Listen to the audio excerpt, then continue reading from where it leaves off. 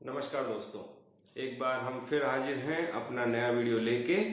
और आज के वीडियो के विषय हैं जो काफ़ी कुछ स्टॉक मार्केट में रेंज बाउंड मूवमेंट चल रहा है, कभी ऊपर कभी नीचे, सरकार के मेगा अनाउंसमेंट, नोमुरा की रिपोर्ट और भी बहुत सारी चीज़ें जिसका जियोपॉलिटिकल इफेक्ट और स्टॉक मार्केट का क्या वेल्थ क्रिएशन अभी बची हुई है किसी स्टॉक में, किसी सेक्टर में, हम उन सब चीज़ों पे बात करेंगे। शुरुआत करते हैं इकोनॉमी के फ्रंट पे। नोमुरा की रिपोर्ट आई है, second week on the trot. हम प्री कोविड इरा से ज़्यादा बिजनेस एक्टिविटी कर रहे हैं। मेरे लिए ये रिपोर्ट नॉर्मल है।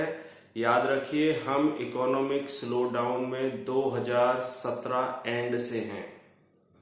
जीडीपी नीचे जा रहा था, वेल्थ क्रिएशन नहीं हो पा रहा था, इसलिए 2017, 18, 19, 18 में स्टेबलाइज नहीं हो पाई थी इकोनॉमी, वो थोड़ा स्लाइड में थी। 19 में और ज्यादा स्लाइड में हुई। तो जब आप बोलते हैं 2019 प्री कोविड एरा में है, तो इसका मतलब कि जब भी हम इकोनॉमिक के डाउन साइड में थे और इकोनॉमिक फ्रंट पे गवर्नमेंट को बहुत कुछ करना था और करना है, जिसकी मुझे बहुत कम उम्मीद है। ये कभी भी बहुत ड्रेस्टिक सुधार के स्टेप भारत में कोई भी सरकार नहीं ले सकती है, क्योंकि भारत का एक बहुत बड़ा हिस्सा ये मानने को तैयार नहीं है कि हम गरीबी से दूर निकल सकते हैं, या एक कैपिटलिस्ट अप्रोच या पैसा होना एक अच्छी बात है, प्रॉफिट होना, लाभ कमाना एक अच्छी बात है, पैसा कमाना एक अच्छी बात है। भारत का एक बहुत बड़ा हिस्सा अभी उसी डायलेमा में पड़ा हुआ है और मुझे दूर दूर तक कोई उम्मीद नहीं है भारत के इस बहुत बड़े हिस्से के दिमागी तौर पे उन जंजीरों से बाहर निकलने की जो उन्हें पीढ़ी दर पीढ़ी समझाई गई हैं कि सरकार के अलावा बाकी सब चोर हैं, प्राइवेट कंपनियां चोर हैं। वो मूर्खतापूर्ण बातों में वो अभी अटके हुए हैं, क्योंकि वो एक बहुत बड़ा वोट बैंक है। तो सुधार की कोई भी गुंजाइश आप ना रखें। मैं इस सरकार का बहुत बड़ा समर्थक था, अभी भी हूं 2014 से, और अब मुझे समझ में आ रहा है कि इस सरकार के पास क्या समस्याएं हैं बड़े बिग बैंग रिफॉर्म लाने को। हमारी जो सिस्टम है, जो आईएएस, आईआरएस, जिसे नेहरू जी ने कभी स्टील फ्रेम कहा था, उस स्टील फ्रेम के पीछे बहुत गंदगी है और उस गंदगी की बदबू से पूरा भारत परेशान है। कोई भी समझदार आदमी, कोई भी सेन माइंड का आदमी आपको बता सकता है कि वो बदबू जो उस स्टील फ्रेम के अंदर है, जिसे कोई सरकार छेड़ने की कोशिश नहीं कर रही है, उससे हम कितने परेशान हैं। हमारे जीवन को नर्क बनाने में उन्होंने कोई कोशिश नहीं छोड़ी है। भारत की जितनी तरक्की हुई है, ये भारत के इंडिविजुअल एफर्ट्स से हुई है। भारत के व्यापारियों, उद्यमियों, स्टार्टअप के एंटरप्रेन्योर्स और रिस्क लेने वाले जिन्होंने जोखिम लिया है, उन लोगों की वजह से हुई है, और मेरा सैल्यूट है उन लोगों को। टैक्स पेयर का बहुत बड़ा हिस्सा इस मुफ्तखोरी में जाता है, जिनका दिमाग भी मुफ्तखोर हो गया है। वो हर चीज सरकार से उम्मीद करते हैं, पैसा देने के नाम पे जीरो हैं, और उनके दिमाग में सोशलिज्म का एक ऐसा कीड़ा डाल दिया गया है जो दिनों दिन बढ़ता जा रहा है। भारत में कोई भी बिग बैंग रिफॉर्म मुझे अब संभव नहीं लगता है, जब तक कि हम एक बहुत बड़े इकोनॉमिक डिजास्टर की तरफ ना जाएं। शायद इसी को काउंटर करने के लिए ऑल्टरनेटिवली गवर्नमेंट ने पीएसयू सेल ऑफ और एसेट मोनेटाइजेशन के लिए एक बहुत बड़ा अनाउंसमेंट किया है। अनाउंसमेंट देखने में बहुत अच्छा है कि हम 6-6.5 लाख करोड़ रुपए इकट्ठा करेंगे 2025 तक। ये कंपनियां हैं, इनमें हम डिसइन्वेस्टमेंट करेंगे, प्राइवेट मैनेजमेंट को इनका कंट्रोल देंगे, जिससे इनमें और एफिशिएंसी आए। सरकारी कंपनियां कैसे काम करती हैं ये हम सबको पता है, 3-4 कंपनियों को छोड़ के। इनमें बहुत सारी ऐसी कंपनियां मैंने लिस्ट में देखी, मैं नाम नहीं लेना चाहता, जिन्हें कोई फ्री में भी नहीं खरीदेगा।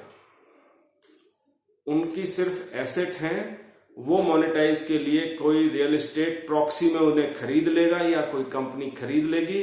उस पर आप देखेंगे 4-5 साल बाद बड़ा मॉल या कोई लग्जरी अपार्टमेंट या कोई ऑफिस कॉम्प्लेक्स बनेगा। और ऐसी उस लिस्ट में 7-8 कंपनियां हैं जो बिल्कुल रद्दी हैं, कूड़े के भाव हैं, जिन्हें 20-25 साल पहले बंद हो जाना चाहिए था।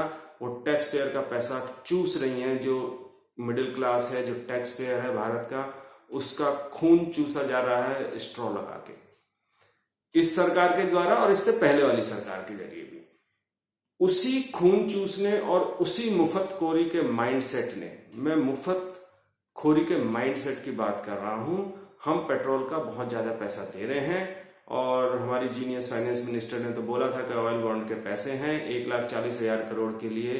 प्लीज मैडम, हाथ जोड़ के आपसे विनती है, एक बार हम पे टैक्स लगाइए। ये सारा 1,40,000 करोड़ रुपए इसी फरवरी में जो बजट आ रहा है, मेरी करबद्ध प्रार्थना है आप हमसे ले लीजिए। हम बहुत पिसे हुए हैं, हम थोड़ा और पिस जाएंगे। हमें प्लीज अगले 10 साल तक और मत पीसिए पेट्रोल के दाम पे, डीजल के दाम पे। इससे सारी इकोनॉमी का जो महंगाई का बेस है वो बढ़ जाता है। शायद आपके बाबुओं ने आपको बताया होगा, नहीं बता रहा है तो इस गरीब आदमी की बात सुन लीजिए। एसेट मोनेटाइजेशन में दो पॉइंट पे मेरा ध्यान गया और वो शायद गेम चेंजर हो सकती हैं प्राइवेट लिस्टेड कंपनियों के लिए, जिसमें है एक अच्छा कॉन्सेप्ट है रोड एसेट मोनेटाइजेशन। यानी आप road build to operate model पे करेंगे। जो नेशनल हाईवे 26-27 हजार किलोमीटर के बने हैं और जो बन रहे हैं, एक ही ऐसा सेक्टर है जिसमें इस गवर्नमेंट की प्रेस बनती है। और जब जब एनडीए की गवर्नमेंट आई है, हाईवेज बहुत अच्छे बने हैं। याद कीजिए अटल बिहारी वाजपेयी जी की सरकार को, जिन्होंने भारत को हाईवे पे चलना सिखाया। जो इंटरनेशनल हाईवे लेवल है, इंटरनेशनल स्टैंडर्ड के हाईवे हैं, उन पे चलना सिखाया। इसमें जो एक कंपनी मुझे बाजी मारते हुए नजर आ रही है, वो आईआरबी इंफ्रा है। इस कंपनी पे नजर रखिए, आईआरबी इंफ्रा। गोइंग फॉरवर्ड ये बहुत सारे प्रोजेक्ट लेगी, क्योंकि इसकी एक्सपर्टीज है। भारत की शायद सबसे बड़ी बिल्ड टू ऑपरेट वाली कंपनी है, जो टोल टैक्स वगैरह आप देखते हैं और देते हैं। और शायद अब हम metro city to metro city और लॉन्ग ड्राइव के लिए हमें तैयार हो जाना चाहिए, क्योंकि रोड का नेटवर्क वास्तव में बहुत अच्छा बन रहा है। और जो नया हाईवे है दिल्ली मुंबई का, जिससे शायद 10-12 घंटे में आप मुंबई पहुंच जाएंगे, ग्रीनफील्ड हाईवे है, वो अच्छा बन रहा है। नॉर्थ इंडिया को काफी कनेक्ट किया जा रहा है हाईवे से, और आईआरबी इंफ्रा उसमें एक मेजर प्लेयर है इन को ऑपरेट करने के लिए। तो इसकी वो बोली लगाएंगे सरकार को कि हम इतना पैसा देंगे इतने टाइम तक के लिए और इतने में ऑपरेट करेंगे। और मेरे ख्याल से आईआरबी इंफ्रा उसमें बहुत अच्छा पैसा कमाएगा, क्योंकि जो ऑटोमेशन है टोल कलेक्शन का, वो बहुत तेजी से हुआ है। तो जो खर्चा होगा वो कम होगा और कमाई उसमें ज्यादा होगी। तो मार्जिन्स जो है, प्रॉफिट मार्जिन्स, वो बढ़ जाएंगे। तो इस सेक्टर पे नजर रखने की जरूरत है। ये बहुत अच्छा एक गेम चेंजर हो सकता है आईआरबी इंफ्रा उस जैसी ही कंपनियों के लिए। आईआरबी इंफ्रा मैंने इसलिए लिया क्योंकि ये लीडिंग कंपनी है। दूसरा उसमें इंपॉर्टेंट है कि रेलवे स्टेशन डेवलप होंगे। ये अच्छा काम हो सकता है। रेलवे पे हमें पता है बहुत सारी जगह खराब पड़ी हुई है, वो खाली जगह है, वो बिल्कुल रद्दी के तरह उसमें कूड़े करकट के ढेर हैं, सुअर इधर उधर घूमते रहते हैं। अब 4-5 साल में सिचुएशन थोड़ी सुधरी है, थोड़े बहुत रेलवे स्टेशन साफ हुए हैं, लेकिन उस स्टैंडर्ड के नहीं है जैसे हम बाहर देखते हैं कि एक इंटीग्रेटेड रेलवे स्टेशन है, उसमें मॉल भी है, होटल भी है। आप रेलवे स्टेशन जाना एक जॉय हो जाए। अभी भी रेलवे स्टेशन जाना एक पेन है। आप उसकी एंट्री कैसे करोगे, आप उसमें पार्किंग कैसे लोगे, उसमें इंटीग्रेशन नहीं है। मैं बैग कहाँ रखूंगा, मेरा बैग चोरी होने का डर है, बैग चेक इन कैसे कराऊंगा। तो शायद रेलवे उस मॉडल पे काम कर रही है, और ये मेरा जो अनुमान है और शायद ठीक होगा कि गोइंग फॉरवर्ड ये ऐसे होगा कि आप जब रेलवे स्टेशन जाएंगे तो it will be a joy ride. Trains अच्छी होंगी, तेजी से चलेंगी और आप जाएंगे और ऑन एन एवरेज काफी खर्चा करेंगे, 300, 400, 500, 1000 रुपये अपनी सामर्थ्य के हिसाब से आप रेलवे स्टेशन पे जाके खर्चा करेंगे, जैसे आप एयरपोर्ट पे करते हैं कॉफी में, चाय में, बियर में और बाकी ब्ला ब्ला ब्ला। तो ऐसा रेलवे स्टेशन पे भी होने जा रहा है। तो जो कंपनियां इनको लेंगी वो शुरुआत में लग सकता है कि बहुत पैसा खर्च हो रहा है, डेट आएगा, लेकिन वो अल्टीमेटली कमाएंगी और वो बहुत ज्यादा कमाएंगी, क्योंकि रेलवे स्टेशन पे फुटफॉल कम नहीं होने वाला है और जहां फुटफॉल होगा वहां 50 रुपए की चाय तो बिकेगी। तो जो जितने वॉल्यूम पे होगा वो वॉल्यूम कोई भी एयरपोर्ट मैच नहीं कर पाएगा। एयरपोर्ट के बारे में हम सबको पता है, ऑलमोस्ट सारे प्राइवेट एयरपोर्ट हो चुके हैं, तो उनमें कोई ज्यादा स्टोरी बची नहीं है, सिर्फ हेडलाइन की है। दूसरी एक अच्छी स्टोरी है आईटीडीसी की। आई होप अशोका होटल को ये निकाल दें। बहुत शानदार प्रॉपर्टी है, मैं दिल्ली में रहता हूँ, मैं कई बार रुका हूँ उस होटल में। उसको बहुत अपग्रेडेशन की जरूरत है, गोल्ड माइन है। वो अकेला होटल भारत की शान बन सकता है, पर होटल की कीमत मिलेगी, मुझे इसमें बहुत डाउट है। स्पेस अच्छा है, सिक्योरिटी के कंसर्न रहते हैं, 7 RCR प्राइम मिनिस्टर हाउस बगल में है, लेकिन सेंट्रल विस्ता के बाद शायद आपको कुछ रिलैक्सेशन मिल जाए। सम्राट होटल का डिसइन्वेस्टमेंट नहीं होगा because of the security reason, understandable. अब आते हैं बात स्टॉक मार्केट की। स्टॉक मार्केट अभी भी कंसोलिडेशन फेज में चल रहा है, ऊपर नीचे न्यूज फ्लो पे है। स्मॉल कैप मिड कैप में रैली शायद पूरी हो गई है। अब जो रैली है वो लार्ज कैप ड्रिवन है, फंडामेंटल ड्रिवन है। तो आईपीओ का सीजन भी सारे आईपीओ ने जिस कंपनी ने पैसा लेना था वो ले चुके हैं। मार्केट कंसोलिडेशन में है। दिसंबर तक 17,500 की उम्मीद है, 17,500 Nifty will definitely touch. This is my prediction and I think it should be correct. 17,500 हमें टच करना चाहिए 2-3 रीजन से। भारत की इकोनॉमी अब थोड़ा तेजी से ग्रो करेगी, मार्केट थोड़े से बढ़े हैं, अपॉर्चुनिटी बढ़ी हैं सेल करने के लिए, एक्सपोर्ट के लिए। एक्सपोर्ट का नंबर्स अभी भी ठीक ठाक हैं, पिछले वाले नंबर तो रिकॉर्ड हाई पे थे, तो which is a good sign for economy. ये आगे भी रहेगा कंटिन्यू, और भारत अब शायद अपनी वर्कफोर्स का फायदा उठाने की कोशिश करेगा। किसी भले आदमी ने कोई सलाह दी होगी या कोई करिश्मा इल्हाम जो सपना होता है वो आया होगा किसी सरकारी बाबू को, तो उन्होंने वो ठीक ठाक पॉलिसी बना ली है। ये एक गेम चेंजर है एक्सपोर्ट यूनिट्स के लिए, जिससे आपका फॉरेक्स रिजर्व मजबूत होगा। आपकी जो डेट रेशियो है उसके मुकाबले कंट्री की जो बैलेंस शीट होती है वो बहुत मजबूत होगी। आपका गोल्ड रिजर्व बढ़ेगा, तो आपको 2 चीजें होंगी इसमें।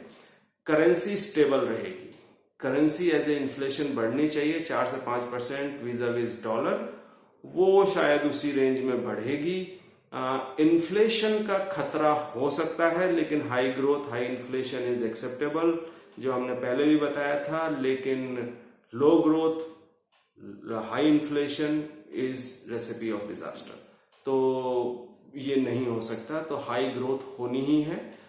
दूसरा सेक्टर जो अब बहुत बढ़ेगा, और हम बात कर रहे हैं अगले 2, 3, 4 क्वार्टर की, यानी 3 से 12 महीने तक, वो होगा हॉस्पिटैलिटी और सर्विस सेक्टर।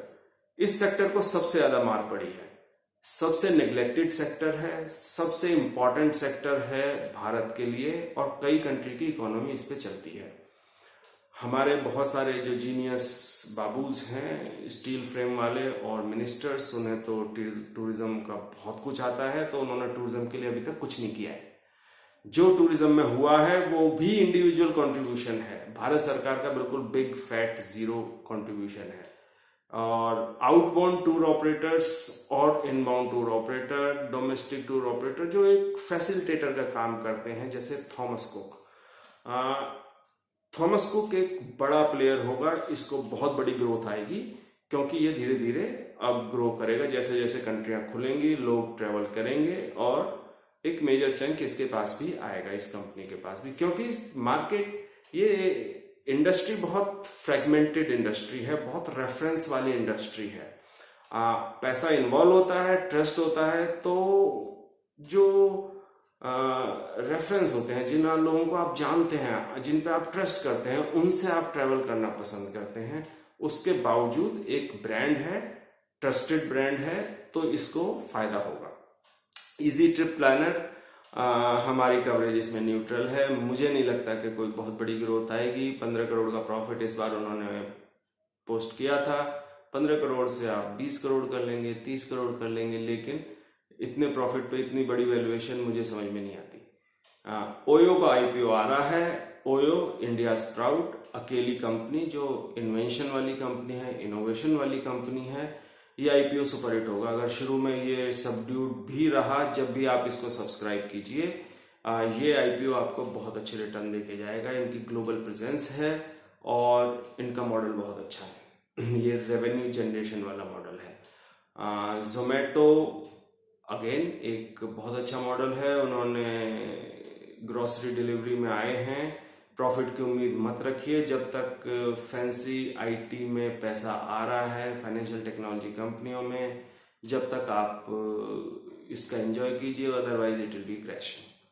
ये क्रैश डाउन होगा, जिस दिन क्रैश डाउन होगा वो फिर कभी आगे नहीं होगा। क्योंकि हमने पहले भी बताया था कि जिस मॉडल में आप एक बार ऑब्सलीट हो जाते हैं वो कभी नहीं आता है। स्विगी और जोमेटो दो बड़े प्लेयर हैं, दोनों ग्रोसरी में आ रहे हैं। ग्रोफर्स आ रहा है, उसकी बैकिंग अच्छी है, इन्वेस्टर्स अच्छे हैं, तो ये सेगमेंट एक हीटिंग अप सेगमेंट है। आईटीसी इसमें ऑलरेडी है, रिलायंस है, सब इसी सेगमेंट में है, क्योंकि इसका केक बहुत बड़ा है। थोड़ा थोड़ा हिस्सा भी आ गया तो उनके लिए काफ़ी है, शेयर होल्डर्स के लिए काफ़ी है।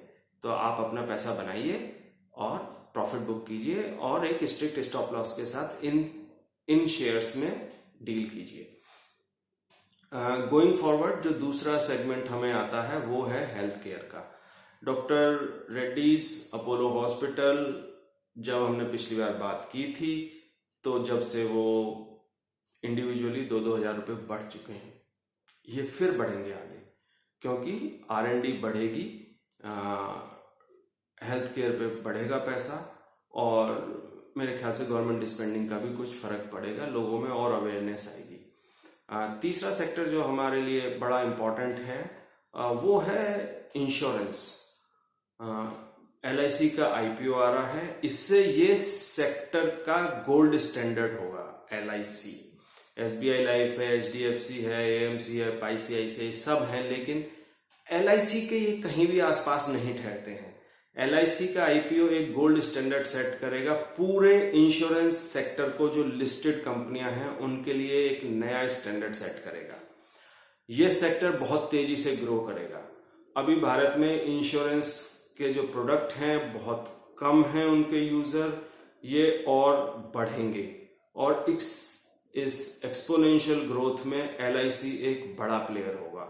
और going forward I do see a consolidation in this segment also, और ये एक बड़ा गेम चेंजर है। आप अगर लॉन्ग टर्म के इन्वेस्टर हैं, आपके पोर्टफोलियो में कोई ना कोई इंश्योरेंस, क्वालिटी इंश्योरेंस कंपनी का शेयर होना ही चाहिए।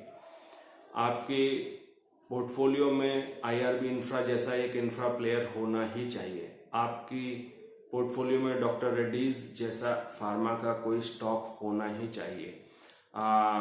केमिकल सेक्टर पे हम शुरू से बुलिश हैं। भारत इसमें बहुत तेजी से आगे बढ़ रहा है। गोइंग फॉरवर्ड अगेन बहुत सारी इंपोर्ट ड्यूटी लगने वाली हैं, जो भारत में ही केमिकल सेक्टर को मैन्युफैक्चर करेंगे, केमिकल्स को, स्पेशलिटी केमिकल्स को, वो कंपनियां ग्रो करेंगी। विनती ऑर्गेनिक्स एक अच्छा नाम है इसमें, और भी 3-4 कंपनी हैं जो इन चीज़ों को बढ़ाएंगी। पेंट कंपनियां अच्छा करेंगी, नए घर बनेंगे, इनकी कंजम्पशन बढ़ेगी, सीमेंट सेक्टर बढ़ेगा, FMCG वही वनीला स्टाइल में स्टेपल उनकी ग्रोथ रहेगी। तो कोई बहुत ज़्यादा आप उम्मीद मत कीजिए, लेकिन सीमेंट सेक्टर से आप उम्मीद कीजिए। रियल एस्टेट सेगमेंट ठीक ठाक बढ़ेगा। इन्फ्लेशन और कैश इन हैंड जो है और सेंस ऑफ इनसिक्योरिटी, इसने रियल एस्टेट सेक्टर को ओवरशैडो कर लिया है। दूसरा, जो कमर्शियल स्पेस हैं, जो जिनका हाई प्रीमियम इन्हें मिलता था रेंटल में, बेचने में, वो अब नहीं मिलेगा after Covid. 1/3 of the work force of the IT companies will remain work from home, जिससे वो अपना काफ़ी पैसा बचा लें। फाइनेंशियल टेक्नोलॉजी कंपनियां विल कंटिन्यू टू ग्रो। मैंने पिछली बार भी बताया था कि भारत और इंडिया के बीच की लॉजिस्टिक को जो जोड़ने वाली कंपनियां हैं वो तो ग्रो करेंगी ही, लेकिन उस लॉजिस्टिक को कैसे जोड़ा जाए, जो टेक्नोलॉजी सप्लायर हैं वो कंपनियां भी बहुत तेजी से ग्रो करेंगी। हैप्पीएस्ट माइंड एक है। दूसरे सेगमेंट में हमने बताया था कि हैप्पीएस्ट माइंड आप खरीद लीजिए, लॉन्ग टर्म के लिए बहुत अच्छा शेयर है। और इसी तरीके से जो टेक्नोलॉजी कंपनियां हैं जो इनको सप्लाई करती हैं टेक्नोलॉजी, जिनसे लॉजिस्टिक का आप ट्रैक करते हैं, वो कंपनियां ग्रो करेंगी। तो आज की चर्चा को हम यहीं समाप्त करते हैं, विराम देते हैं। प्लीज़ हमारा YouTube चैनल सब्सक्राइब कीजिए। कोई सजेशन हो, किसी और टॉपिक पे बात करनी हो तो हमें बताइए, कमेंट बॉक्स में लिखिए, सब्सक्राइब कीजिए, बेल आइकन दबाइए, जिससे कभी भी हम वीडियो बनाएं तो आपको नोटिफिकेशन आ जाए। धन्यवाद।